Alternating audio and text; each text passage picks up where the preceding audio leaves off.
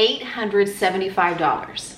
$875. That is what a recent article I came across estimated the average household is going to spend on back to school purchases this year. And I don't know if that number represents the entire household where multiple school age children live, or if that number is per pupil. But having done a lot of back to school shopping the last few weeks myself, I can totally believe it. So I thought, in addition to showing you some of the things I'm buying to get my kitchen ready and to get us ready for back to school this year, I would also share with you some things I'm not buying or just not doing in general. Sort of a back to school haul, anti-haul, if you will. I am not purchasing anything for elaborate dinners. The first week, it is all about easy.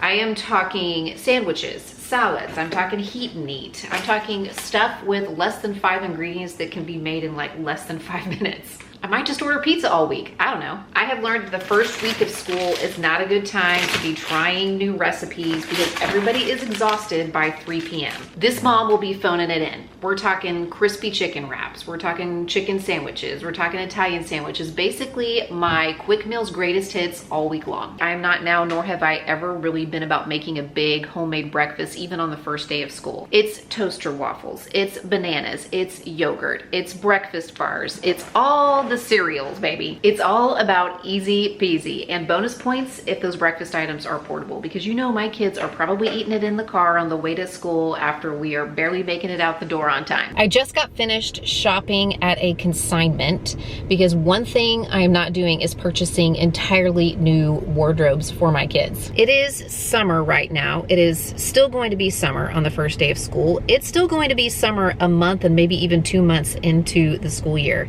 So I learned several years ago that we don't need a bunch of new clothes to start school because they're going to keep wearing the kinds of things that they wear throughout the summer anyway. So we will go through closets and drawers and check for what still fits, what is still in good shape, and what follows school guidelines. I have 2 children that wear school uniforms and 1 child that does not. Quick aside, I'm actually a huge proponent of school uniforms, even as a public school teacher. I just think it solves a lot of problems. And then I will just fill in the gaps with new items or with gently used items. In fact, I just picked up 13 uniform items for my 2 younger kids for $80 at the consignment today. I'm saving a boatload by shopping for gently used items to fill in the wardrobe holes and then only buying new things as it's necessary. And I'm just gonna say it, I've been a mom for 14 years, and if there's one thing I've learned about kids and their wardrobes, it's that it doesn't matter if we fill their entire closet or more than 1 chest of drawers with clothing, they're gonna wear the same handful of things over and over and over and over again. They don't need a lot of clothing. They just need a few really great pieces and outfits, and it doesn't all have to be brand new. Now, one thing I am intentional about purchasing new at the beginning of each school year is a good quality pair of shoes for each of my kids. They tend to wear the same shoes each day. Even from the time they were little kids, I knew that I didn't need a whole closet full of different pairs of shoes. I bought 1 pair of high quality, sturdy shoes that would last them a while. Typically speaking, 2 pairs of shoes per season is enough. In the wintertime for my girls, it's a pair of boots and a pair of tennis shoes. For the boy, it's usually just 2 pairs of tennis shoes. And then in the summertime, it's a pair of tennis shoes and then some kind of sandal or croc. And then sometimes they have shoes that still fit from other seasons that they'll wear from time to time. But for the most part, 2 new pairs at a time is more than enough, especially if one of them is a really high quality shoe that's gonna last a little while. I want to give a quick shout out to all of the PTAs and organizations that have started making it possible for parents to simply pay them to purchase school supplies. I don't know who came up with that idea. I don't know who started that company where they just contract with the schools and they buy the supplies they need and we just pay them 1 fee, but that was genius. And when that was available at my kids' school, I was like, take my money all day long, so I don't have to go into lots of different stores hunting down very specific school supplies at the beginning of the year. I just pay with a check, sometimes at the end of the previous year, and then the supplies that my kids' teachers want will show up at their door right when the school year starts. But what supplies I am picking up, I'm making sure are good quality. I'm not buying crappy supplies, and I'm not buying stuff that isn't on the list. Yes, no, absolutely not.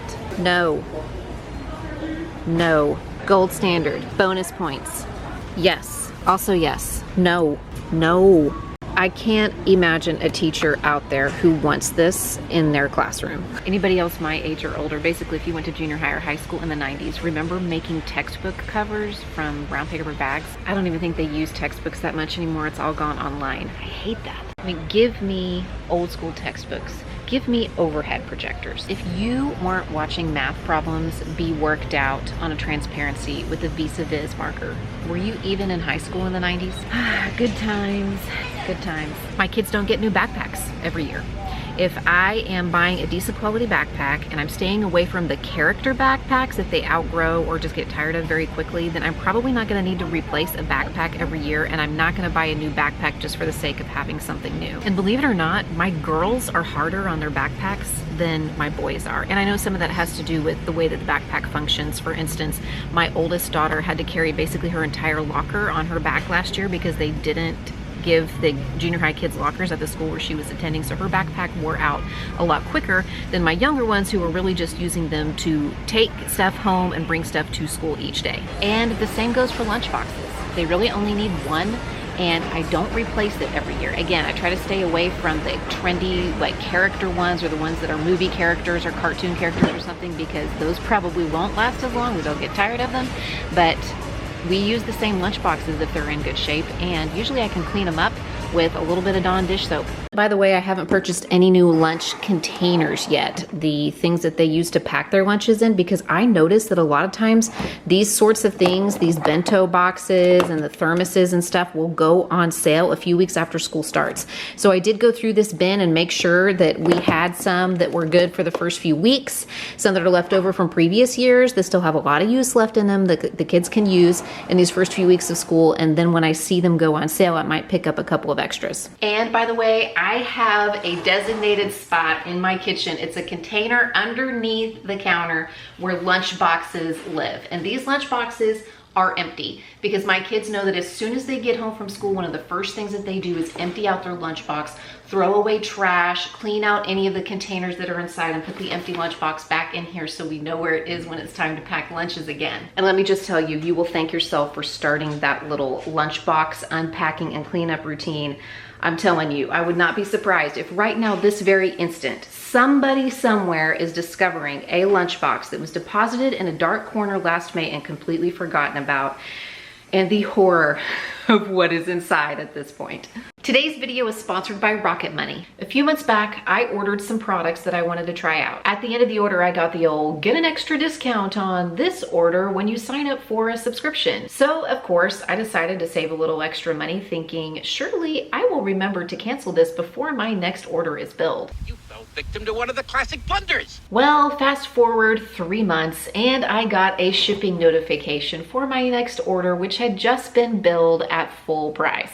Inconceivable. Fortunately, it's stuff I really like and will definitely use, but I can't be the only busy mom out there that just loses track of these things from time to time. Well, today's sponsor, Rocket Money, is here to help. Rocket Money is the personal finance app that helps cancel subscriptions, lower bills, and manage your money better. I'm using Rocket Money to cancel unwanted subscriptions. It safely and securely identifies recurring charges, so you see where you're spending money on subscriptions you no longer want or need. In some cases, you can even cancel these from within the Rocket Money app with just a few taps. In my case, just 4 subscriptions that my family was no longer using that we were still paying for were costing us over $300 a year. Rocket Money can also help you track your spending and maintain a budget, monitor your credit score and net worth. It might even be able to help you lower some of your monthly bills by negotiating a lower rate for you, all from inside the same app. Rocket Money has helped save its customers up to $740 a year when using all the features, with over 500 million in canceled subscriptions. To save more and spend less, join the over 5 million members using Rocket Money today. Go to rocketmoney.com/MindyMom or click the link in the description to get started today for free. You can also unlock even more features with premium. That's rocketmoney.com/MindyMom or click the link in the description to get started for free. And thank you again to Rocket Money for sponsoring today's video. The next thing is not necessarily something I don't buy, it's something I don't do, and that is pack my kids' lunches.